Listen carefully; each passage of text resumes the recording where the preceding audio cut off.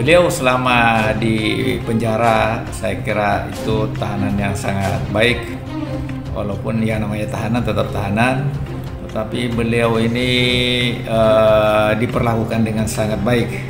Ormas-ormas Islam dan tokoh-tokoh Islam yang selama ini dominan, katakanlah misalnya Nahdlatul Ulama, lalu Muhammadiyah, itu kurang cukup berimbang antara amalan amar ma'ruf dan nahi mungkar. Jadi amar ma'ruf itu kan berbuat kebaikan, dan nahi mungkar itu adalah mencegah keburukan. Tokoh agama di Indonesia yang menjadi panutan untuk semua pihak dan semua kelompok. Ini realitas kita. Kalau di Arab atau di Malaysia ada mufti. Jadi semua orang punya panutannya sendiri-sendiri. Dengan MRS itu dominan dalam konteks, katakanlah saya sendiri ingat kalau misalnya bulan Ramadan ya ada razia kepada tempat-tempat yang dianggap ataunya tempat hiburan yang. Kontestasi politik tahun 2024, Habib Rizik masih punya pengaruh besar.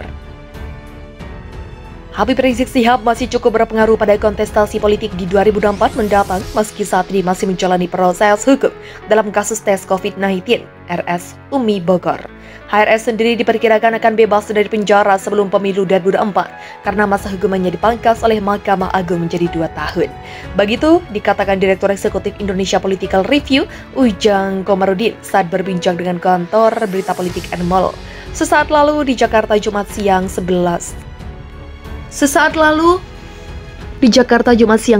November.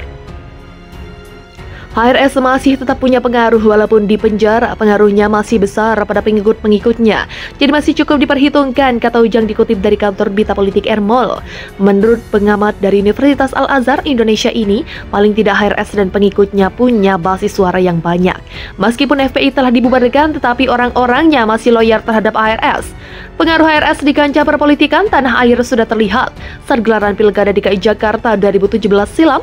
Saat itu beragam survei menjagokan pasangan Basuki Cahayapurnama alias Ahok dan Jarod Saiful Hidayat.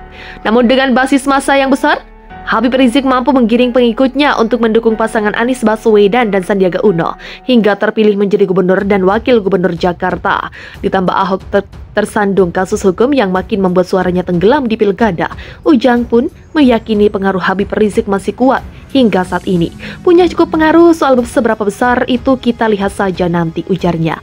Ujang menilai HRS akan jadi magnet bagi pihak-pihak yang berkepentingan di Pilpres 2024 nanti. Pasalnya ia tokoh politik juga selain ulama yang memiliki pengikut cukup banyak.